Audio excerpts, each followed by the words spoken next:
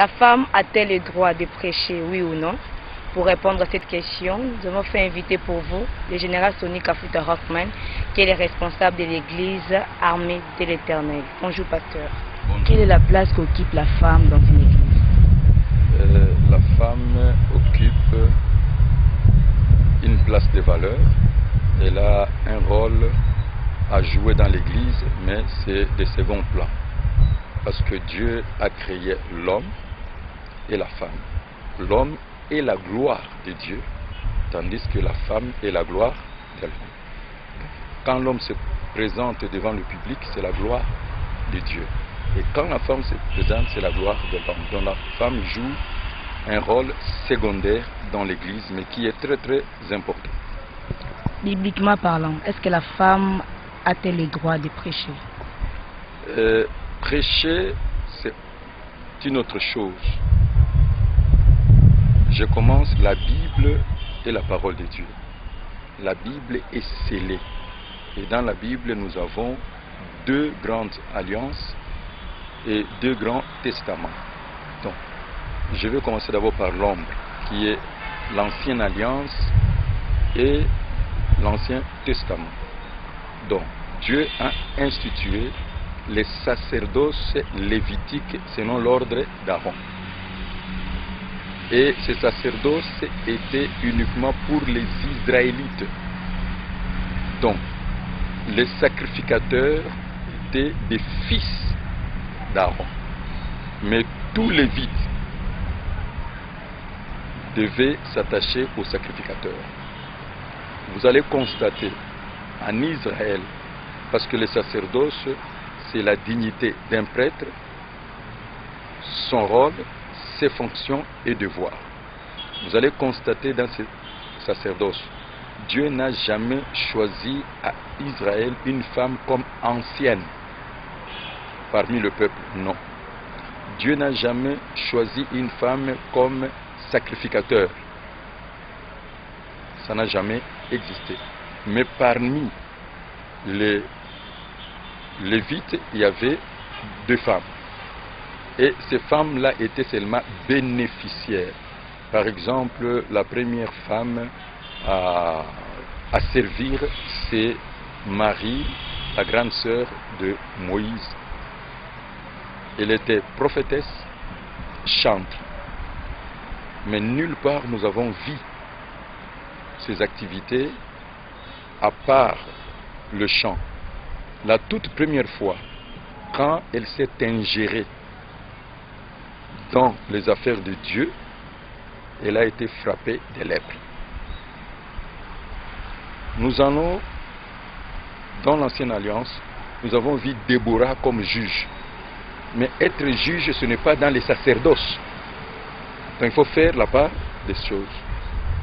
Alors, dans la Nouvelle Alliance, la Bible déclare, au temps de la fin, je répandrai de mon esprit sur toute chair, sur vos fils, vos filles, sur mes serviteurs et mes servantes. Donc, la position de la femme, c'est d'être servante de l'Éternel. C'est le nom que Dieu a appelé, c'est le nom que le Saint-Esprit a appelé.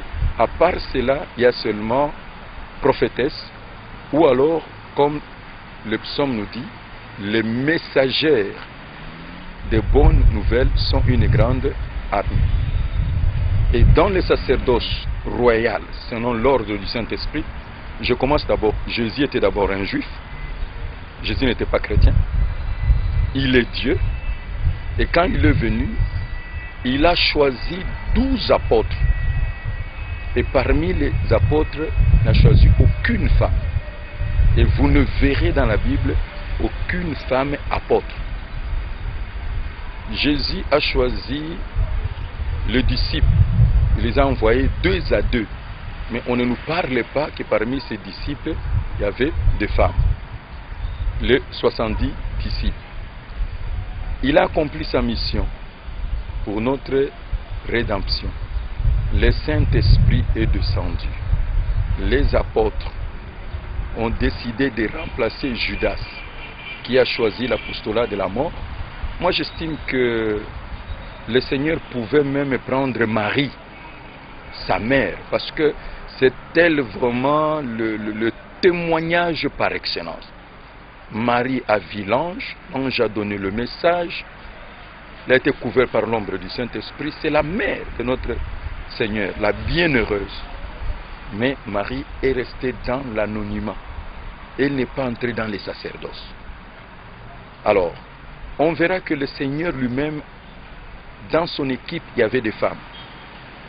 Mais toutes ces femmes-là, la Bible déclare, elles assistaient le Seigneur de leur bien.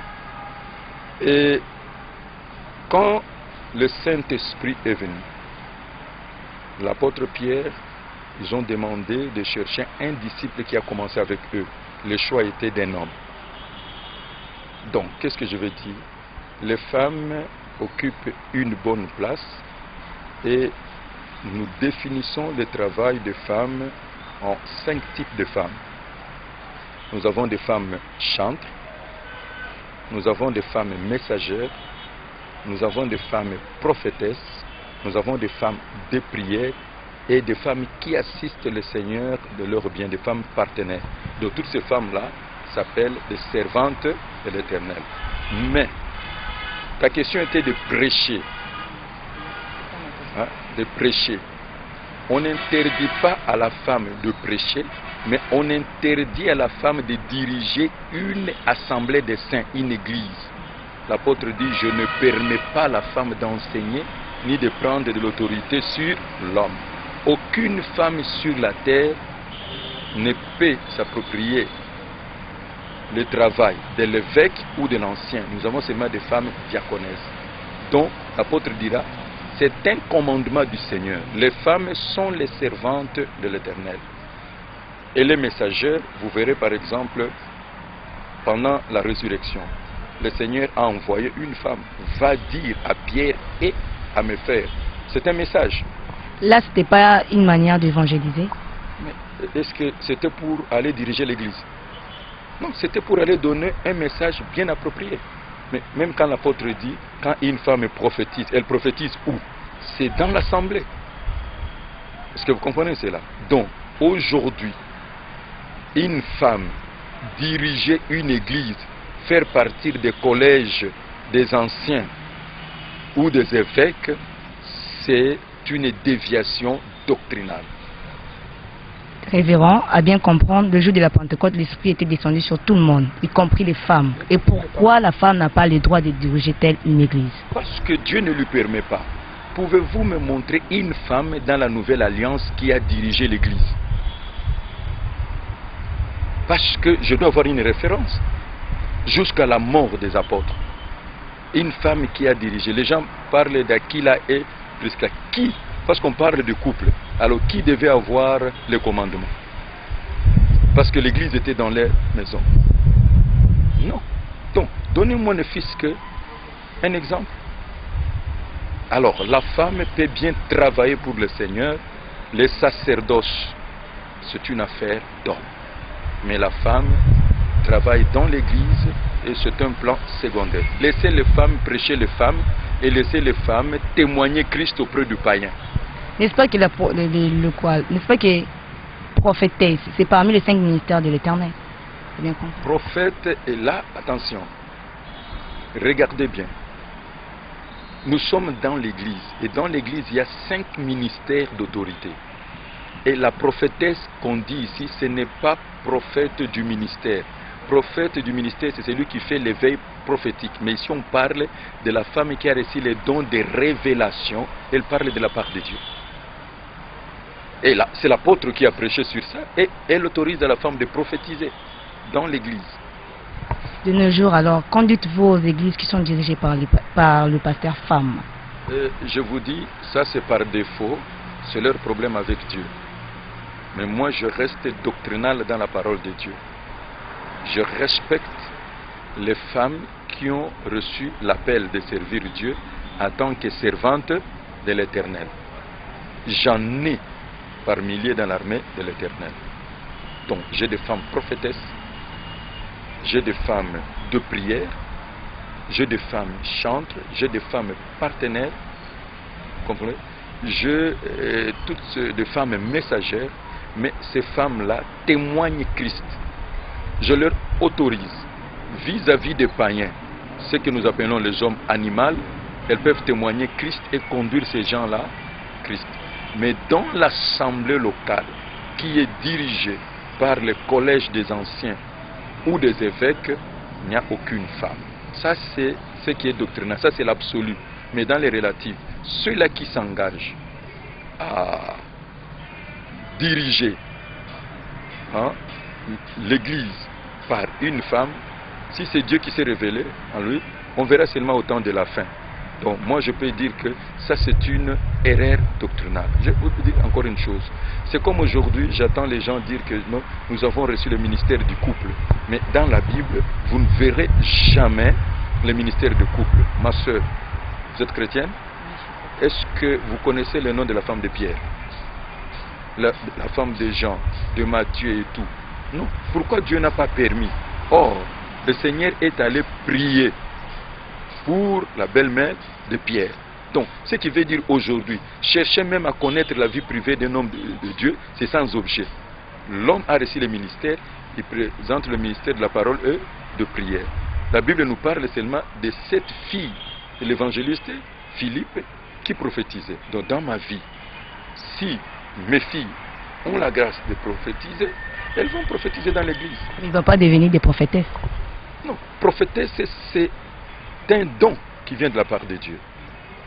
Mais ce n'est pas le don du ministère. Le ministère de prophète dans l'église est différent aussi des dons de prophétie.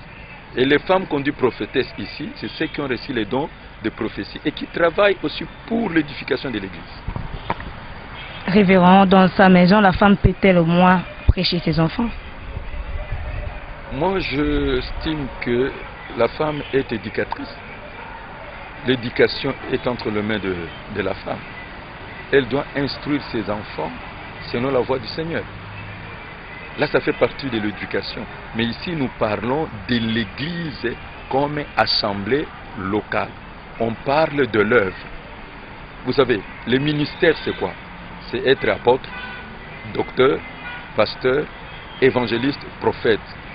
Mais le ministère n'est pas... Ici, on confond l'œuvre et le ministère. L'œuvre, c'est-à-dire quand je suis dans l'exercice de mon ministère en tant qu'évangéliste, le résultat, tous ces gens-là qui viennent, c'est l'œuvre.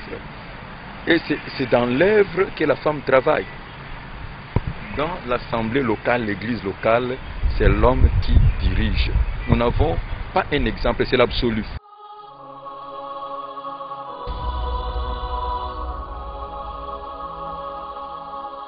Je ne peux pas prier pour le Congo parce que le Congo est béni en soi.